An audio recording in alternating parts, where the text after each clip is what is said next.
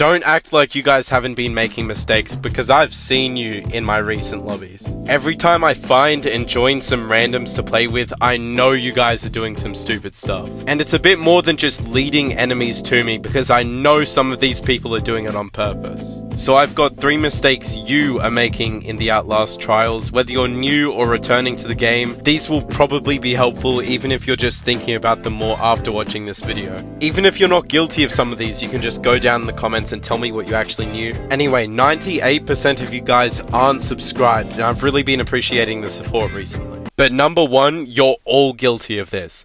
Stop using the stun rig. But Whale, I use the stun rig all the time, and I'm such a good player. I don't use any other rig.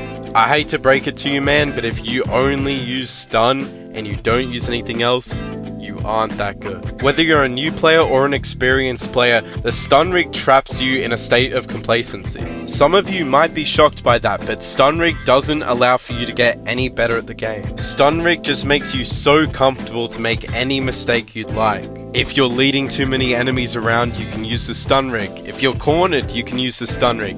If you're out of stamina, you can use the stun rig. If you're out of battery, you can even use the stun rig. The point I'm trying to make is that you can use the stun rig in so many different situations. And these situations are usually caused by mistakes that you made. Of course, I have to admit using stun rig's fun because it's easy and it can extend my stamina. Without a doubt, the stun rig is the strongest rig in the Outlast trials, which is exactly why you should stop using it. Stun rig can prevent any bad endgame situation. So while all of your mistakes are getting fixed by using stun rig, you're not getting any better at the game. Every single challenge that gets thrown at you is fixed by the press of a single button. But in that case, you might just keep on using stun. Well, I'm just gonna keep using this crutch because I need it. No guys, you don't need it.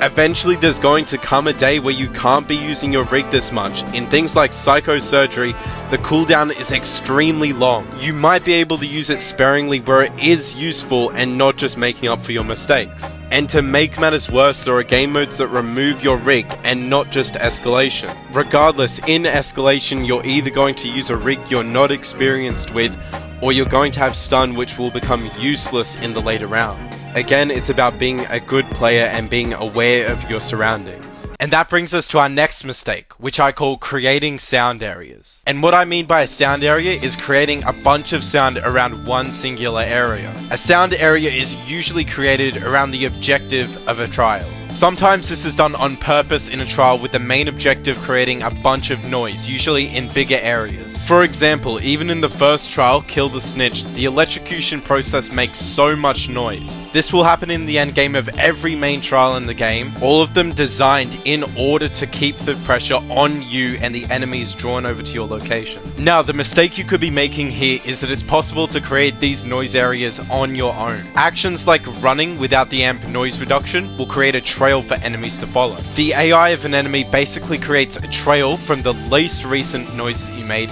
towards the most recent. So keep notice of your noise indicator in order to know when an enemy can hear you and who you might be leading towards the objective. This is obviously amplified by actions like bashing, which will draw a lot of attention to you.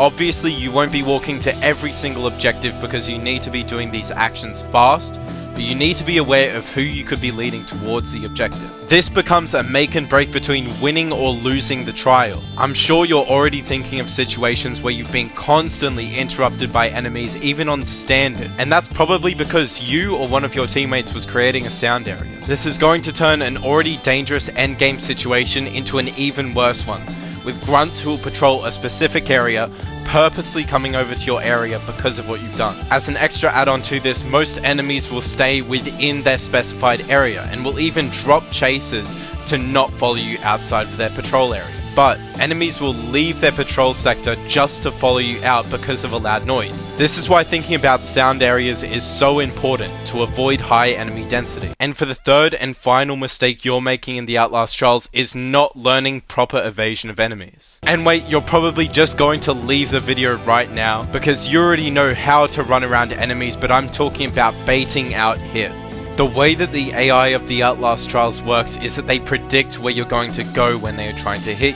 So you can trick an enemy into swinging where you actually aren't by changing the velocity of your character. An easy way to test this is to run straight towards an enemy and then stop just before you're within swinging range. This will cause an enemy to swing on the spot if done correctly, giving you a couple of seconds to run past or more time to do what you are actually doing. This is best used when your team is doing something and you need to lead an enemy away or stop them from being hit.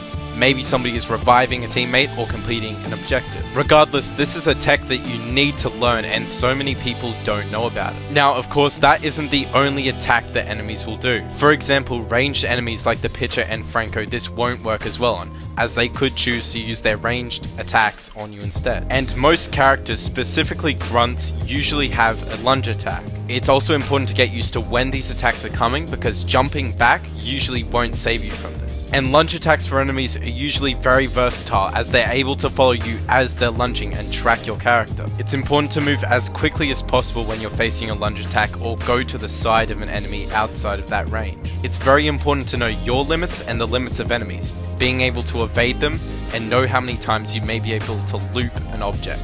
So, now you've learned 3 mistakes you can be improving on in the Outlast trials. Thank you again for all the support, and 98% of you guys aren't subscribed, so I would really appreciate a like and subscribe.